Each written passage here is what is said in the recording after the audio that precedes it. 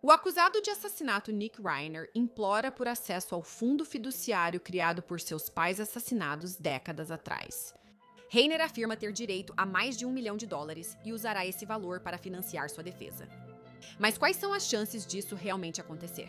Este é Scandal, apresentado por Law and Crime. Eu sou o Thiago.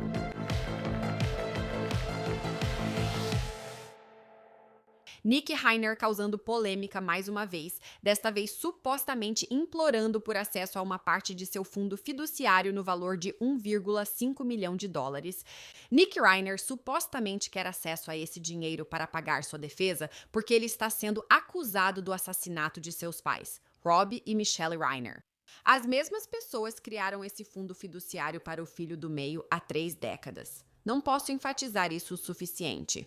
As mesmas pessoas que criaram esse fundo fiduciário, seus próprios pais, são as que Nick Reiner é acusado de ter matado. Acompanhamos o caso desde dezembro, quando Rob e Michelle Reiner foram assassinados em casa em Brentwood, Califórnia. O filho deles, Nick Reiner, 32, foi preso logo após.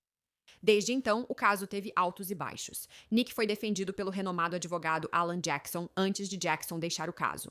Ele não explicou o motivo na época, mas todos especulamos que era por dinheiro. Desde então, Nick Reiner é representado pelo Defensor Público de Los Angeles, mas pede uma mudança. Ele entrou com uma petição para acessar seu fundo fiduciário e pagar a defesa. Este documento, obtido pelo Los Angeles Times, diz em parte, abre aspas, Nick amava seus pais e está devastado com a morte deles. Mas os fatos sobre o que ocorreu com eles não são questão nesta ação judicial sobre o fundo fiduciário. Os advogados criminais de Nick irão expor esses fatos no processo. Esta petição não pede nem sugere que o tribunal se manifeste sobre eles. Como qualquer pessoa acusada de um crime, Nick é presumido inocente e tem o direito de montar sua defesa com os recursos que são legalmente dele. De acordo com os advogados civis de Nick, esse fundo foi criado há mais de 30 anos. Rob e Michelle Reiner criaram um fundo para os 3 filhos, Jake, Romy e Nick. Segundo a equipe de Nick, ele pede um fundo menor, fora do fundo familiar maior. O documento afirma: esses fundos e o interesse de Nick neles não estão em questão. Os termos do fundo de Nick são simples e não geram disputas razoáveis.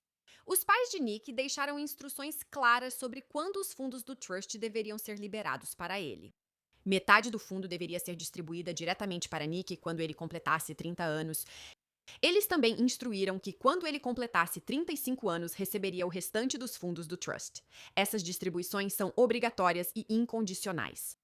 A equipe de Nick Reiner afirma que o fundo foi criado em 1993 e ele deveria receber uma parte aos 30 anos antes do suposto crime. Ele tem direito a esse dinheiro. A equipe de Nick aponta o dedo para o administrador do trust, um homem chamado Paul Cannon, que é advogado. Segundo o LA Times, Nick foi impedido de acessar o trust aos 30 anos devido a dúvidas sobre sua competência. Na época, o administrador mencionou preocupações com a saúde mental de Nick. Isso é uma questão antiga aqui. Como já relatamos, Nick enfrenta uma longa batalha contra o vício. Além disso, antes da morte dos pais dele, ele teria sido diagnosticado com esquizofrenia. Na época dos assassinatos, ele estava morando na casa de hóspedes dos pais dele. Segundo relatos, isso permitia que os pais de Nick o supervisionassem enquanto ele enfrentava o vício e problemas de saúde mental. Mas, de acordo com os advogados cíveis de Nick, o estado de saúde mental dele é irrelevante aqui. Eles destacam que ele não foi considerado incapaz de ir a julgamento. Na verdade, o processo continua avançando. Ainda assim, a equipe de Nick afirma que o dinheiro do fundo fiduciário é obrigatório e incondicional, independentemente da estabilidade de Nick. O próprio time dele já disse que o dinheiro seria para sua defesa, o que traz contexto. Também citamos Alan Jackson antes no episódio. Nick Reiner o contratou originalmente.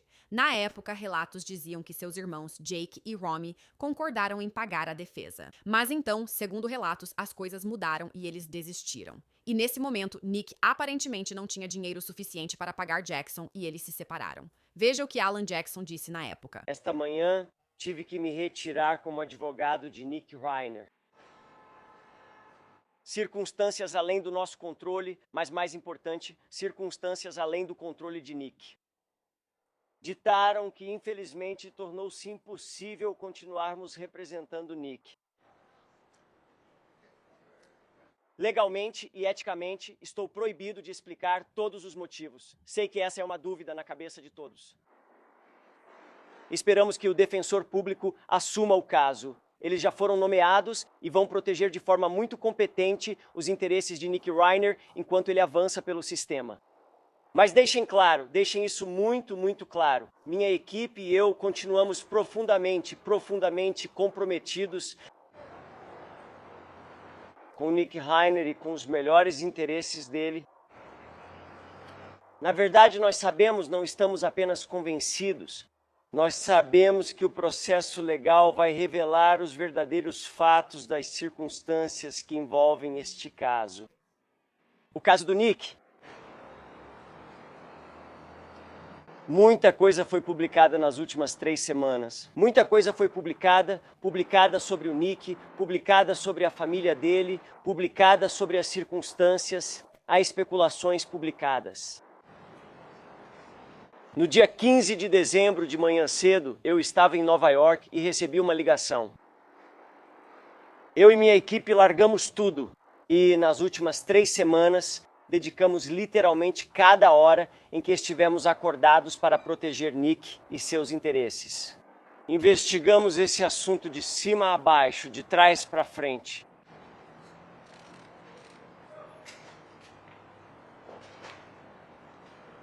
O que descobrimos? E você pode apostar nisso. De acordo com as leis deste estado, de acordo com a lei da Califórnia, Nick Reiner não é culpado de assassinato. Publique isso. Publique isso.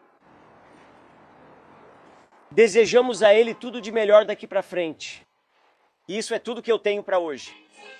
Ok, faça o que quiser com essa informação, mas faz sentido que Nick Reiner queira esse dinheiro para uma defesa futura, seja com Alan Jackson ou outra pessoa. Isso também levanta a questão do Código de Sucessões da Califórnia, seção 250, conhecido como lei que impede o homicida de herdar. Ele diz: uma pessoa que mata o falecido de forma criminosa e intencional não tem direito a nenhum dos seguintes itens: qualquer propriedade, interesse ou benefício sob o testamento do falecido, ou um trust criado por ou para o benefício do falecido, ou no qual o falecido tenha interesse, incluindo qualquer poder geral ou especial de nomeação conferido pelo testamento ou trust ao assassino, e qualquer nomeação do assassino como executor, administrador, tutor, curador ou custodiante feita pelo testamento ou trust. Vamos falar mais sobre isso na entrevista, mas isso levanta a questão: Nick Reiner é elegível para esse trust diante dos crimes de que é acusado? Ao mesmo tempo, ele só foi acusado, não condenado, o que significa que ele é inocente até que se prove o contrário e tem direito a uma defesa. E ele está enfrentando crimes graves aqui. Quero dizer, 2 acusações de homicídio em primeiro grau com circunstâncias especiais pela alegação de que ele usou uma faca no assassinato, com alguns relatos dizendo que ele supostamente cortou a garganta dos próprios pais. E, aliás, Nick Reiner pode até enfrentar a pena de morte por causa dessas circunstâncias especiais. É por isso que tudo isso é tão sério. Agora, ele se declarou não culpado das acusações, mas os investigadores dizem que ele assassinou os pais em algum momento nas primeiras horas da manhã de 14 de dezembro de 2025, após a festa anual de Natal do Conan O'Brien. Eles foram encontrados na mansão em Brentwood na tarde seguinte, e Nick foi preso horas depois em Exposition Park. De acordo com relatos como o do TMZ, após os assassinatos, Nick se hospedou em um hotel em Santa Mônica e supostamente deixou lençóis e toalhas ensanguentados no quarto do hotel antes de ser preso do lado de fora de um posto de gasolina. Desde então, Reiner teve as acusações formalizadas em tribunal e se declarou não culpado, mas o futuro de sua defesa é incerto. O principal é que Nick Reiner quer dinheiro, mas quais as chances de conseguir? Essa é uma das perguntas para a convidada especial de hoje. A conselheira jurídica do Law and Crime, Elizabeth Vulai, está no Scandal desde a estreia. Elizabeth, obrigado por participar. É ótimo vê-la. Agora, preciso te perguntar algo. A equipe do Nick Reiner apresentou um bom argumento para ele receber parte do fundo fiduciário? Sim, ao pesquisar sobre isso, acho que eles apresentaram todos os argumentos que a equipe dele deveria. Uma das coisas que eles tentaram destacar foi o argumento de que este é um fundo fiduciário irrevogável, que o administrador não tem autoridade para simplesmente reter os fundos. Ele pode supervisionar e decidir sobre a distribuição dos fundos, mas não pode retê-los totalmente. Eles argumentaram que ele não tinha outra forma de pagar uma defesa adequada. É um caso trágico, há muitas opiniões sobre isso, mas como réu ele tem direito a uma defesa. Acho que eles analisaram todos os possíveis argumentos. E também, uma das coisas interessantes de notar é que, sabe, uma das coisas que eles estão argumentando sobre esse fundo fiduciário, que é no valor de 1,5 milhão, é que ele supostamente deveria receber pelo menos metade desse valor quando completasse 30 anos há alguns anos. Ele tem 32 anos e deveria receber a parte restante quando completasse 35. Então, um dos argumentos que eu acho que é um dos mais fortes a serem feitos é dizer que esse fundo já deveria ter sido liberado para ele mesmo antes desses supostos assassinatos terem acontecido. Eu ia te perguntar isso também, Elizabeth, pois ele tem 32 anos agora, como você disse, e deveria ter recebido 50% do fundo fiduciário aos 30. Não sei se está claro porque ele não recebeu o valor devido na época, mas fico me perguntando. Fico pensando, como você disse, esse é o argumento principal, já que na época os pais dele ainda estavam vivos. Ou seja, ele é acusado, mas ainda é inocente. Você acha que isso influenciará muito o juiz? Afinal, quando ele deveria receber parte desse dinheiro, o crime ainda não havia ocorrido. Eu acho que sim. E um dos motivos que foi discutido nas reportagens sobre isso é que o administrador, ou seja, o advogado responsável pelo fundo, tinha preocupações sobre o estado mental dele. Então, isso foi divulgado, sabe? Ele teve problemas de saúde mental. Parece que ele foi diagnosticado como esquizofrênico. Então, uma das preocupações que o administrador tinha era: bem, se nós liberarmos metade dessa grande quantia de dinheiro para ele, será que ele vai ser competente o suficiente para saber como gastar e onde gastar? Agora, obviamente, a questão é: o juiz vai saber que ele vai gastar esse dinheiro na sua defesa legal. Sabe, então eu acho que isso também faz parte da complicação, porque o juiz tem plena consciência de que ele vai gastar esse dinheiro na sua defesa legal. E também, sabe, houve relatos de que ele conseguia comprar itens básicos na prisão que agora ele não pode mais pagar. E, sabe, eu acho que quando se trata de receber herança para pagar a defesa dele, isso desencadeia todos os tipos de regras e, sabe, questões sobre as quais temos falado, seja a regra do assassino ou as leis Son of Sam. Acho que é nesse ponto que o juiz entra em cena. Certo, vamos falar sobre isso. O Estatuto do Assassino ou Lei, ou como você quiser chamar, da Califórnia. E isso é interessante. Nós falamos sobre isso no nosso episódio de hoje. Mas, basicamente, se você for condenado por um assassinato, digamos, dos seus pais, você não teria direito à herança deles. Isso simplesmente, sabe, não aconteceria. Isso não é permitido. Mas importa que ele ainda não foi condenado? Afinal, no nosso sistema de justiça, ele é acusado, mas considerado inocente até prova em contrário. Ele quer usar esse dinheiro, esse fundo dos pais dele, para a própria defesa. Mas isso não fica complicado quando ele é acusado de assassiná-los? Quero dizer, como essa lei entra em cena nesse caso? Sim, é realmente interessante. E é como essa é a palavra perfeita para descrever: complicado. Então, a lei do assassino basicamente diz isso. Sabe, se for determinado que você, de forma criminosa e intencional, essas são as palavras clássicas usadas, de forma criminosa e intencional matou alguém, você não pode então buscar herança dessas vítimas ou buscar benefícios do patrimônio da vítima. Então, obviamente, aqui isso seria acionado se for provado que ele matou os pais intencionalmente, aí haveria, sabe, razoavelmente um impedimento para que ele recebesse a herança. A questão é que ainda não ficou claro se ele fez isso. Muitas vezes, a regra que impede o assassino de herdar só é aplicado após condenação criminal. Se alguém for considerado culpado em um tribunal criminal, além de dúvida razoável após julgamento, ou até mesmo em um tribunal de sucessões, essa decisão pode ser tomada. E esse é um padrão um pouco mais baixo, é pela preponderância das evidências. Então, um tribunal de sucessões pode decidir se a pessoa matou alguém de forma criminosa ou intencional. E o que descobri na minha pesquisa, o que achei muito interessante, é que mesmo que alguém seja absolvido em um tribunal criminal, o tribunal de sucessões ainda tem a capacidade de tomar essa decisão. Então, aqui é meio complicado porque eles realmente não podem tomar essa decisão sobre se ele pode receber a herança até que ele seja considerado culpado ou inocente. Mas muitas vezes os tribunais de sucessões podem tomar essa decisão antes de um julgamento criminal. Eles só ficam muito hesitantes na maioria das vezes porque não querem interferir no processo criminal. Então é realmente interessante em termos de timing nesse caso. Uau! É curioso que você possa ser absolvida e, mesmo assim, o Tribunal de Sucessões pode negar o recebimento. Acho que tudo depende do timing, né? Na petição, a equipe do Nick Reiner afirma que o tempo é crucial. Precisamos montar a defesa e ter dinheiro para isso. Você comentou que tribunais de sucessões às vezes hesitam em decidir isso antecipadamente. Você acha que eles teriam, sabe, aquela pressão para avançar com isso para que a equipe do Nick Reiner pudesse usar o dinheiro? Quero dizer, o que você pensa sobre tudo isso? Eles podem, possivelmente. Acho que vai haver um sentimento forte por parte do Tribunal de Sucessões ou do juiz, porque, sabe, ele foi acusado de assassinar os pais. Novamente, o principal motivo dele querer acessar esse fundo é para pagar sua defesa. Acho que o argumento mais forte é que ele já tinha direito à metade antes desses acontecimentos.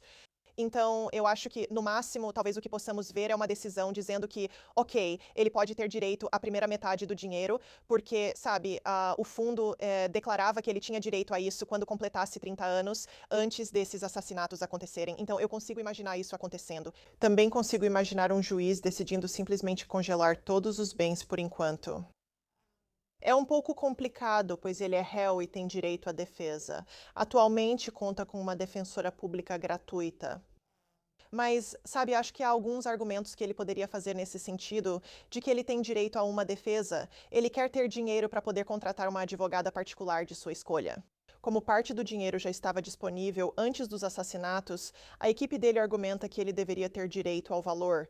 Acho que provavelmente veremos ele recebendo metade desse valor ou uma juíza congelando os bens e ele seguindo com uma defensora pública. Mas as leis realmente protegem muito os réus e os direitos que eles têm de contratar advogada e ter defesa.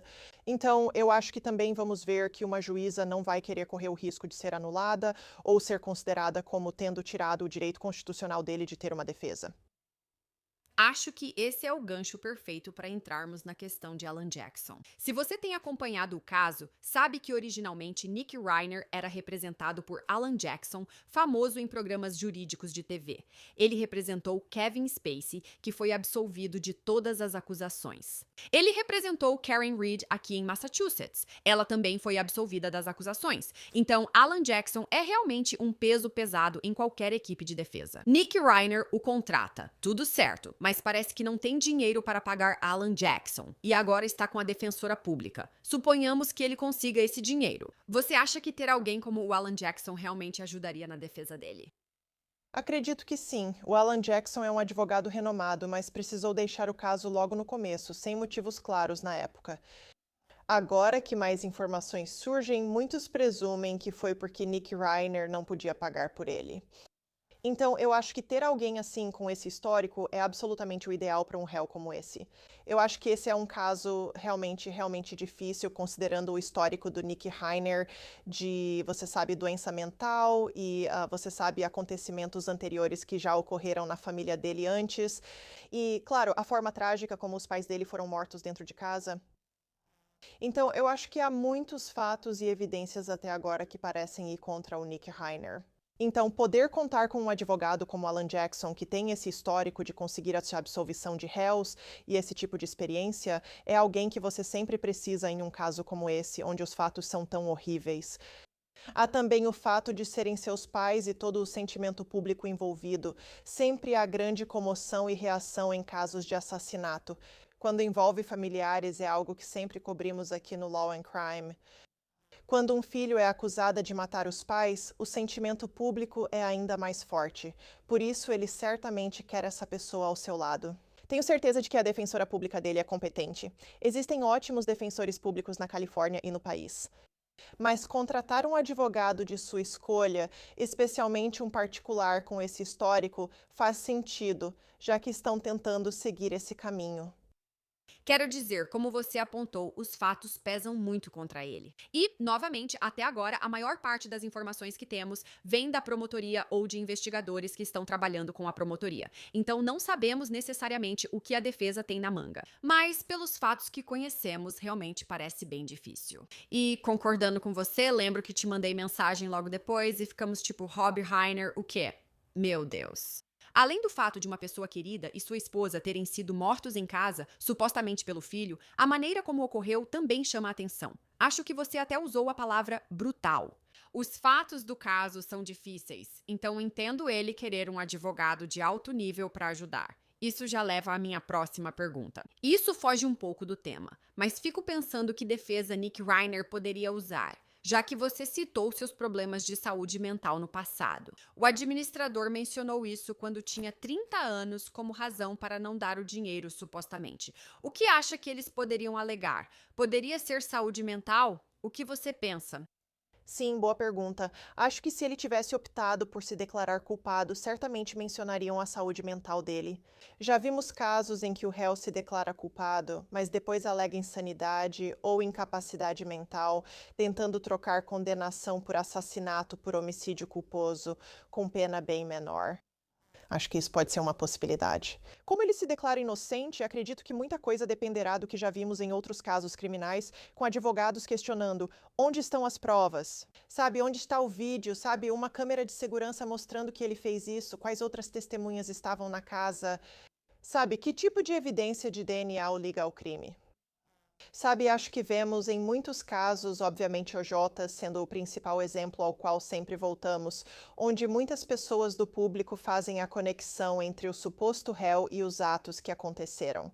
E muitas evidências as pessoas veem como algo meio óbvio, mas aí o trabalho do advogado de defesa é mostrar onde estão as lacunas nas evidências.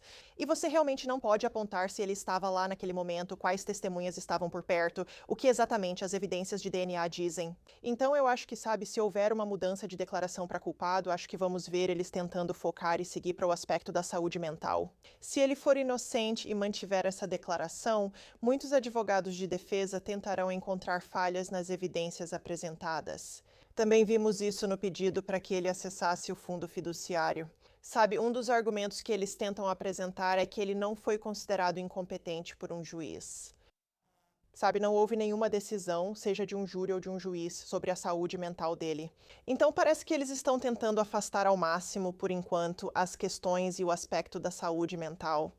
Certo, Elizabeth, acho que você está totalmente certa sobre isso, porque inicialmente eu pensei em saúde mental, achei que era nisso que eles iam apostar, mas com base no processo e em tudo que vimos recentemente, quero dizer, não sei se esse é o caminho que eles vão seguir. Acho que algo que comentamos no início desse caso são os irmãos, pois é importante lembrar que Nick Reiner, acusado de matar os pais, tem mais 2 irmãos, um irmão e uma irmã. E o irmão falou abertamente sobre o assunto. A irmã supostamente encontrou os pais. Quero dizer, é uma situação trágica no geral. E eu fico me perguntando se eles têm algum tipo de voz em tudo isso. Só o fato de que o administrador é quem vai decidir, pelo menos por enquanto, até que um juiz se envolva se Nick Reiner pode receber o fundo fiduciário.